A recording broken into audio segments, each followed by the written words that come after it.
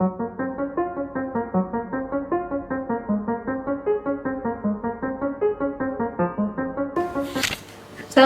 warahmatullahi wabarakatuh. Salam sejahtera dan salam sehat untuk mahasiswa hebat Prodi D3 Kebidanan Poltekkes Kemenkes Tanjung Pinang. Perkenalkan, saya Dewi Melestanti Mukodri SSTMK. Sangat senang dapat menjumpai Anda pada video pembelajaran mata kuliah gizi dalam kesehatan reproduksi. Saya merupakan salah satu dosen jurusan kebidanan program studi Diploma 3 Kebidanan Poltekkes Kemenkes Tanjung Pinang. Mata kuliah ini berada di semester 2 dengan bobot 2 SKS dan diampu oleh 2 orang dosen. Adapun capaian pembelajaran mata kuliah ini yaitu mahasiswa mampu membuat perencanaan, pelaksanaan, dan evaluasi yang tepat untuk penanganan masalah gizi pada wanita sepanjang daur hidupnya sesuai dengan kewenangan seorang bidan. Subcapaian pembelajaran mata kuliah pada mata kuliah ini, yang pertama, mampu menjelaskan konsep dasar ilmu gizi. Kedua, mampu menjelaskan dan membedakan konsep mikro dan makronutrisi bagi wanita sepanjang daur kehidupannya.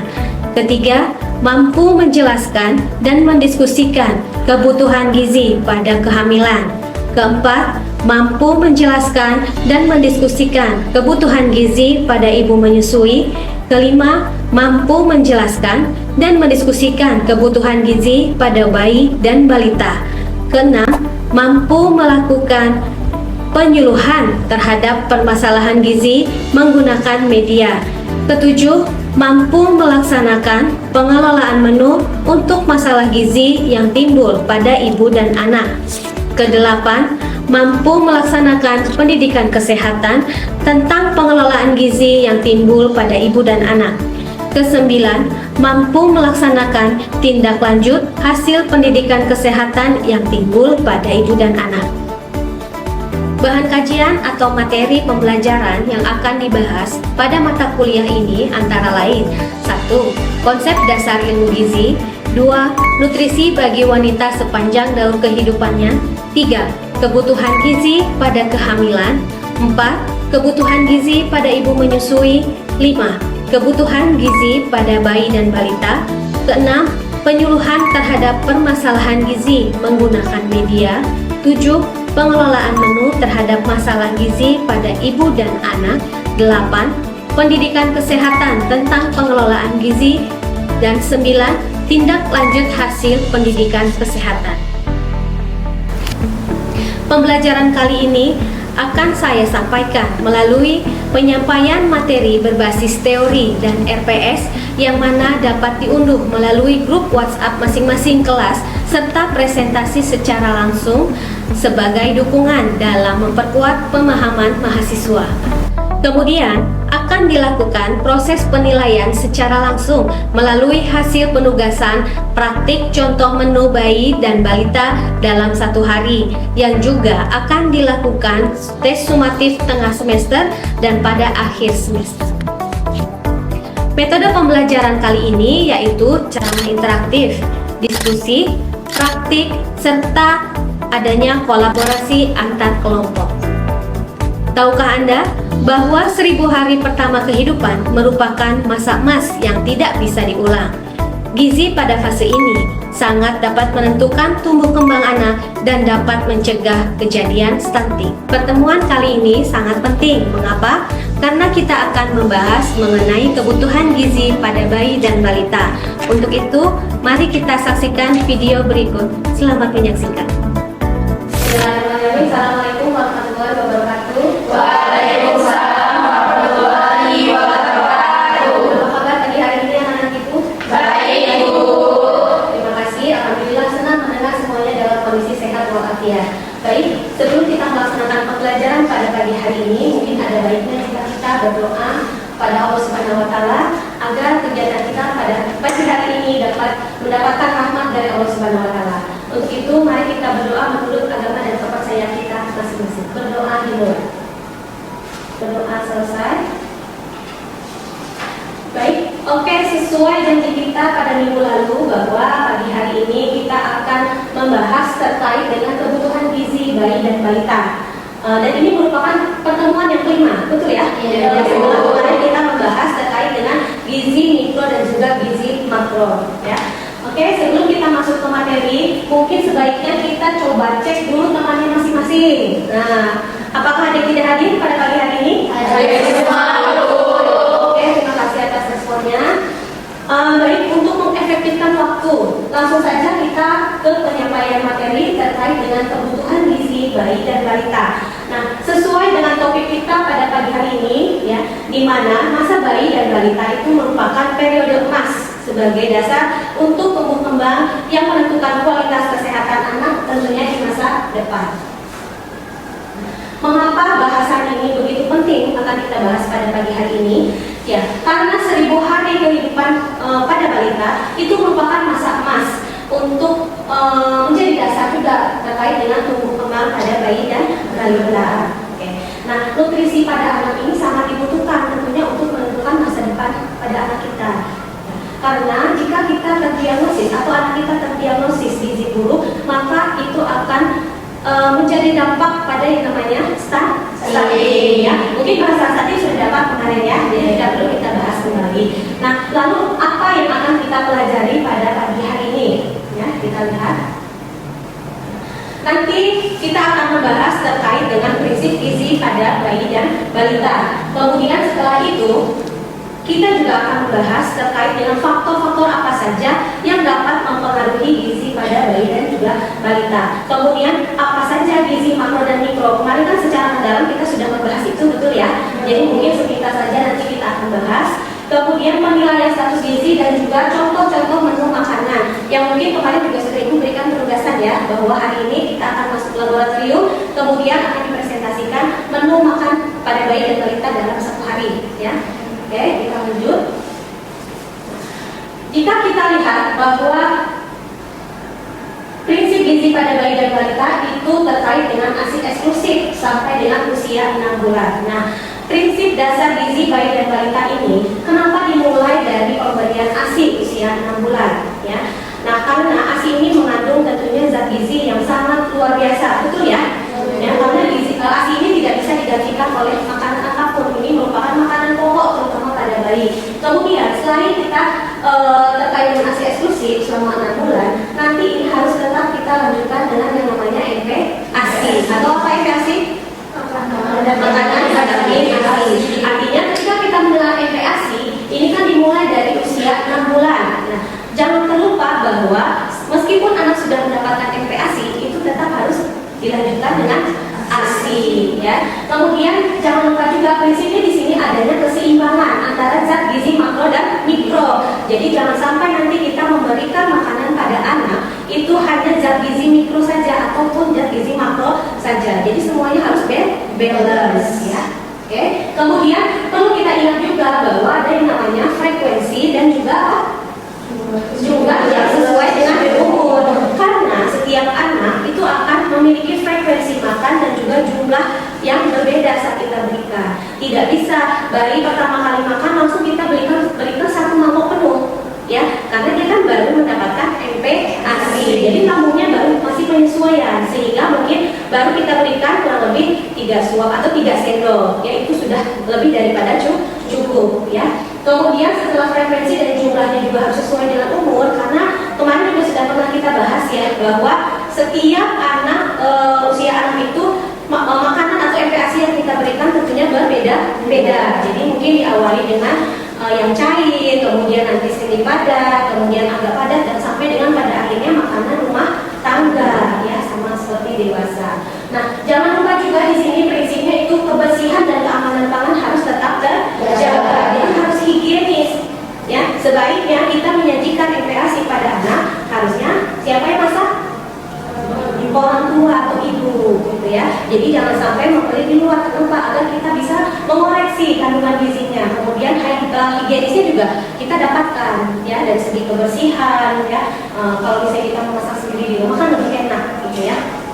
Oke, kita lanjut pada faktor yang mempengaruhi status gizi.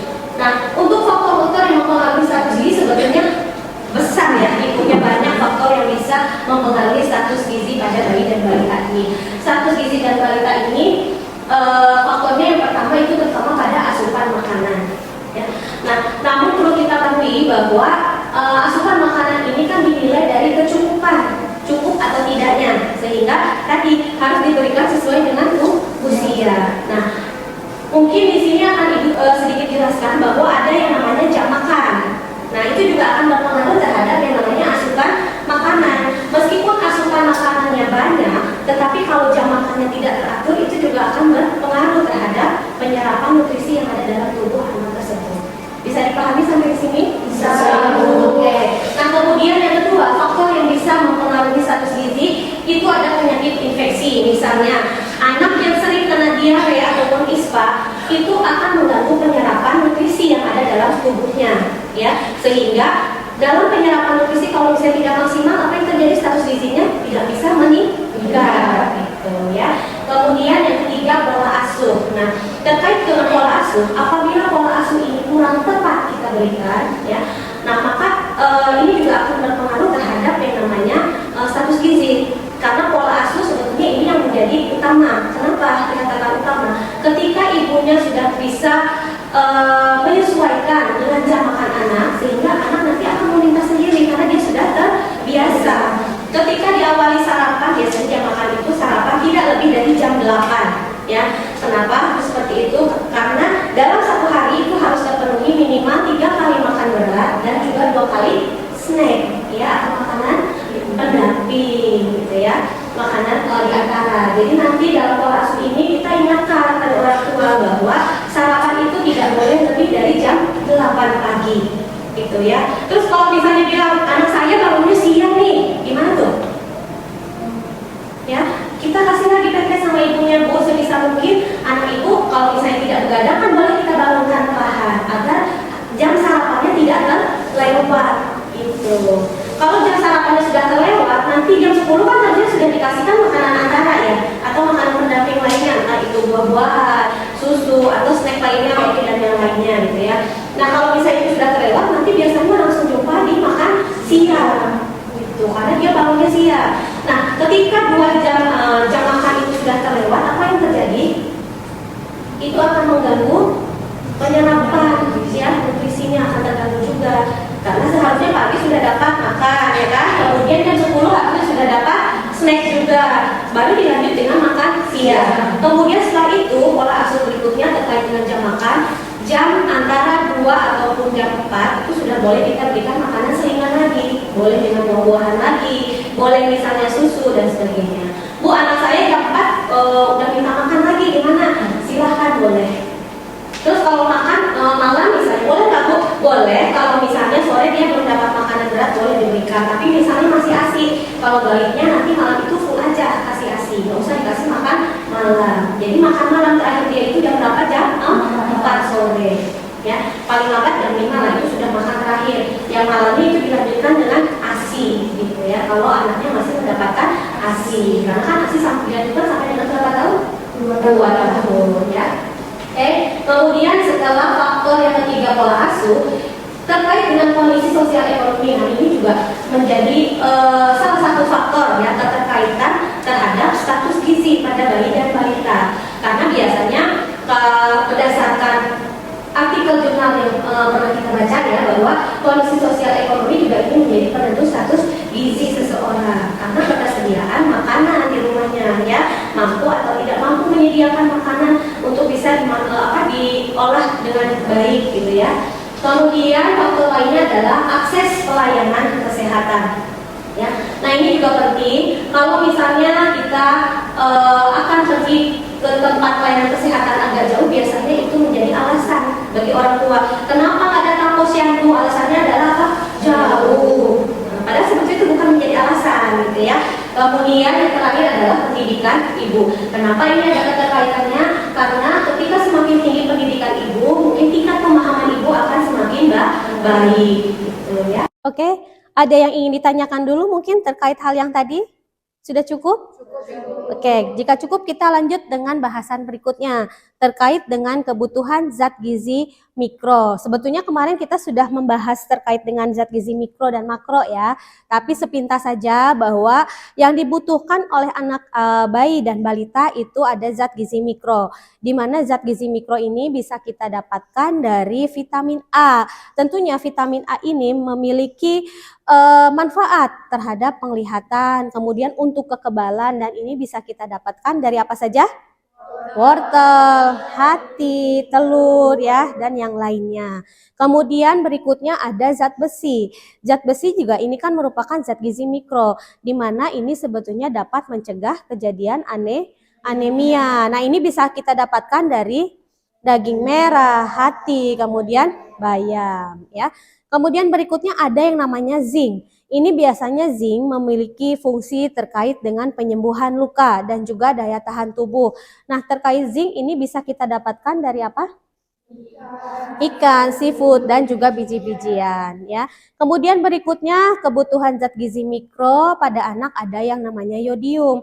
Yodium juga itu penting, harus didapatkan sama anak. Kenapa? Karena untuk perkembangan otaknya itu biasanya kita bisa dapatkan dari garam yang beryodium, sehingga jika kita pergi belanja mau beli garam itu harus dilihat kandungan yodiumnya ya, karena ini sangat penting untuk perkembangan otak anak. Kemudian selain dari garam, yodium itu juga bisa kita dapatkan dari ikan laut ya. Kita berada di kepulauan sudah bagus ya, karena ikan laut mudah untuk bisa kita dapati ya.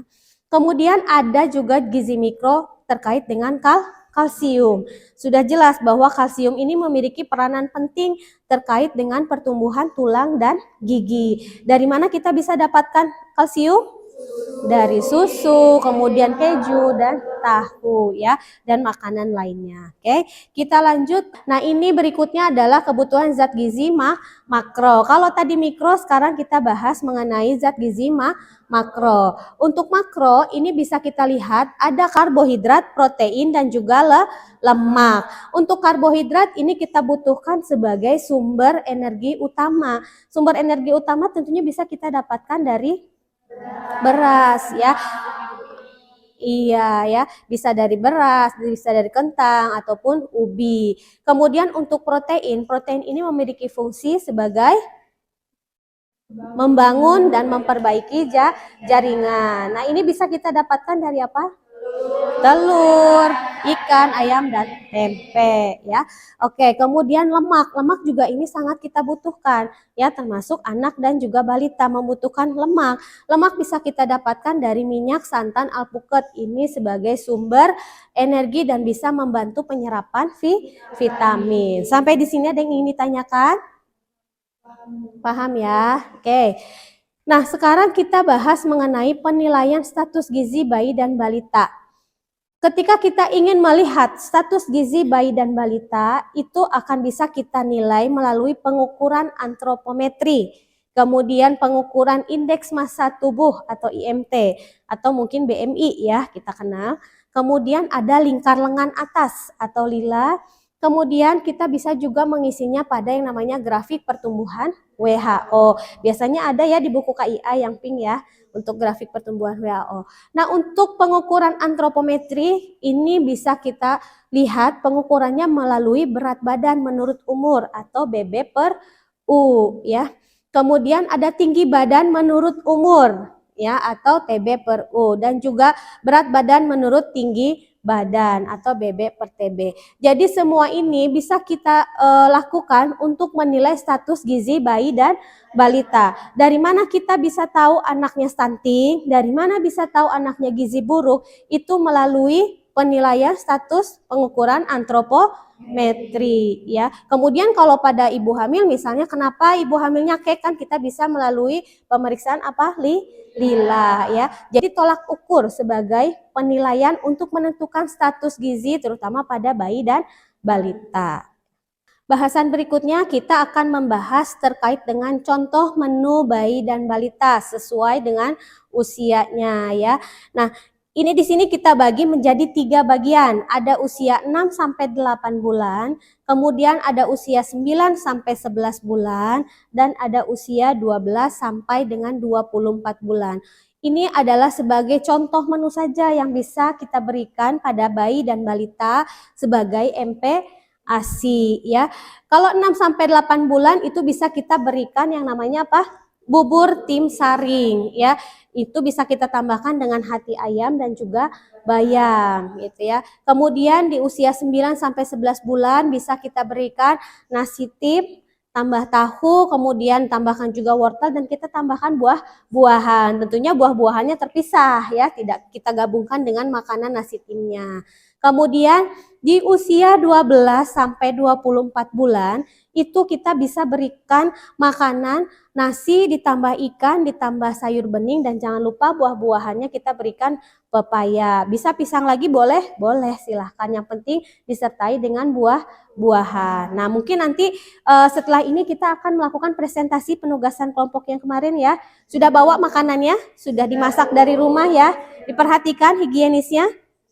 Hygiene-nya diperhatikan kan? Oke, terkait dengan gizi tadi yang dibutuhkan pada bayi dan balita, terutama terkait dengan MPASI, Ibu cukupkan. Nah, mungkin kita lanjut pada yang namanya sesi tanya jawab. Baik, terkait dengan apa yang sudah Ibu jelaskan tadi, apakah ada yang ingin ditanyakan atau ingin dibahas? Silahkan, Kalista. Ya, apa yang ingin ditanyakan oleh Kalista?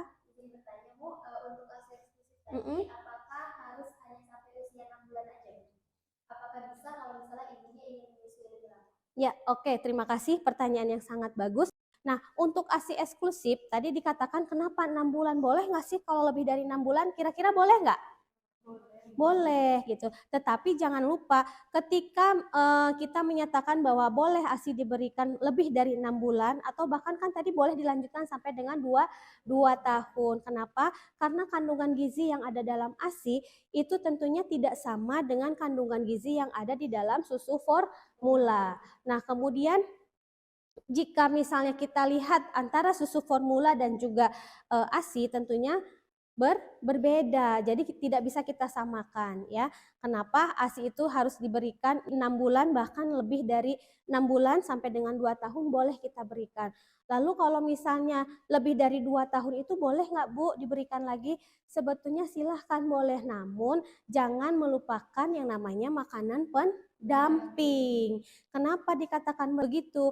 Karena ASI mungkin nanti semakin besar usia anak, ASI yang akan diberikan oleh ibu itu tidak mencukupi lagi nutrisinya sehingga harus diberikan makanan pendamping ASI sebagai tambahan nutrisi. Jadi ketika ditanyakan Bu boleh nggak diberikan ASInya lebih dari 6 bulan?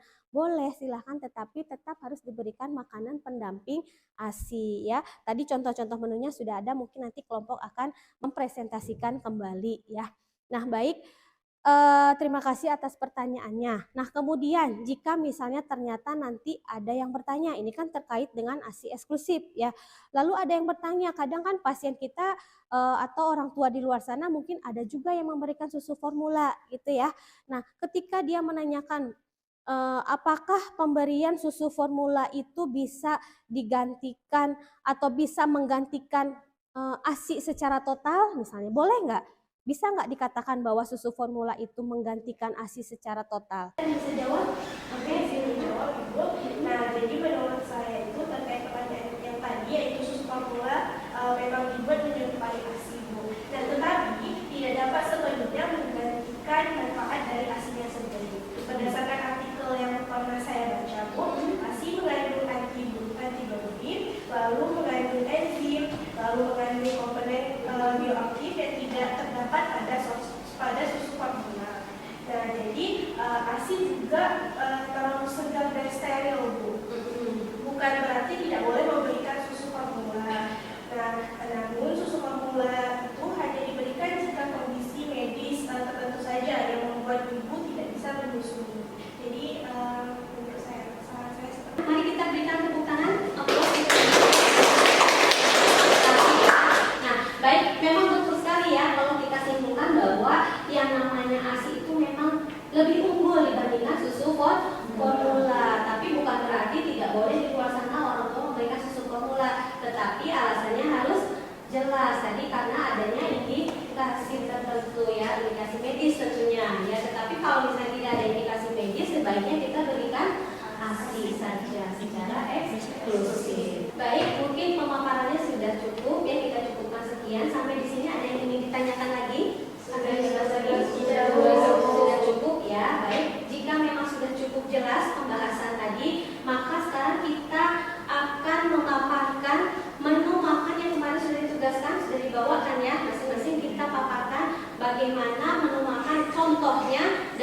hari yang harus dipenuhi oleh bayi dan balita. Untuk itu, Ibu persilahkan kepada si Ken, mungkin Dewi, untuk bisa memimpin jalannya presentasi teman-temannya pada pagi hari ini. Silakan.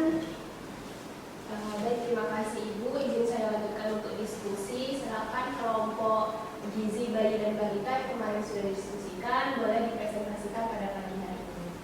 Ya, baik, silakan. Wabarakatuh. Perkenalkan saya Dea dan teman saya Melina Sari. Nah, di sini kami akan mempresentasikan hasil kerja kelompok kami yang beranggotakan Katia Maharani, Diva Sesmika, Salsabila, Yolanda, Sylvia, dan Cynthia Sari. Jadi di sini kami sudah menyediakan 2 menu seperti yang rekan saya bilang pada bayi usia 6-8 bulan dan bayi pada usia 9-12 bulan. Saya akan menjelaskan menu empasi 6-8 bulan dalam waktu 1 hari. Bayi usia 6-8 bulan umumnya membutuhkan sekitar 800 kalori per hari. Kebutuhan kalori ini dapat dipenuhi melalui ASI, susu formula, dan makanan pendamping seperti empasi yang teksturnya halus 100%. Nah, di sini saya akan menjelaskan empasi ya di pagi hari. Di sini kami menyediakan nugget ayam dan kentang, di mana bahan-bahannya terdapat wortel dengan berat 10 gram, brokoli dengan berat 10 gram, kentang dengan berat 10 gram, telur dengan berat dengan takaran 1 butir, dan ayam 45 gram, serta minyak makan 3 ml. Cara pembuatannya, kami memotong kecil-kecil kentang, brokoli, wortel, dan daging ayam. Kemudian merebusnya. Setelah direbus, lalu kami menghancurkan hingga halus, memasukkan telur, kemudian menggoreng dan membentuk membentuknya sesuai bentuk yang kami inginkan. Lalu kami memindahkan ke wadah dan siap dihidangkan. Baik, terima kasih kelompok yang sudah mempresentasikan hasil diskusinya. Saya kembalikan kepada Ibu untuk memberikan tanggapan. Ya, oke. Terima kasih Dewi, terima kasih anak-anak semua sudah mempresentasikan tadi makanan yang sudah dibawa dari rumah masing-masing ya, tapi tentunya itu sesuai dengan ketentuan yang ada ya, artinya mengandung gizi mikro dan juga gizi makro ya. Jadi sudah lengkap di sana apa yang sudah dipaparkan oleh teman-temannya di sana. Oke, kita berikan dulu tepuk tangan buat teman-temannya tadi yang sudah mempresentasikan. Ibu rasa perkuliahan kita pada pagi hari ini dicukupkan sekian. Namun sebelumnya mungkin adakah yang bisa menyimpulkan terlebih dahulu apa yang sudah kita dapat pada pagi hari ini? Silahkan. Oke, silakan Deras. Jadi kesimpulan yang saya dapat ialah kita telah melihat bahwa masa bayi dan balita itu merupakan masa emas bagi bayi dalam pertumbuhan dan perkembangan mereka. Jadi pada masa itu juga diperlukan kolaborasi antara orang tua dan juga tenaga kesehatan agar pertumbuhan dan perkembangan bayi dan balita lebih optimal. Saya pikir cuma segitu yang bisa saya simpulkan. Terima kasih. Ya, oke, terima kasih. Berikan tepuk tangan untuk kita. Hasil perkuliahan kita pada pagi hari ini. Nah, baik anak ibu, mungkin demikian yang bisa ibu jelaskan pada pagi hari ini mengenai kebutuhan gizi pada bayi dan balita ya. Semoga apa yang sudah disampaikan dapat menambah pemahaman dan tentunya kepekaan kita sebagai calon tenaga kesehatan maupun kita sebagai calon bidan semua ya, akan pentingnya pemenuhan gizi terutama pada bayi dan balita ya. Baik, mungkin sekian kuliah kita pada pagi hari ini. Terima kasih atas perhatiannya. Mungkin kita akan ketemu di sesi berikutnya dengan bahasan yang lain. Terima kasih atas perhatiannya. Ibu ucapkan Assalamualaikum warahmatullahi wabarakatuh. Waalaikumsalam warahmatullahi wabarakatuh. Terima kasih, Bu. Demikian video pembelajaran yang sudah saya buat. Terima kasih sudah menyaksikan. Ingat, perubahan besar dimulai dari piring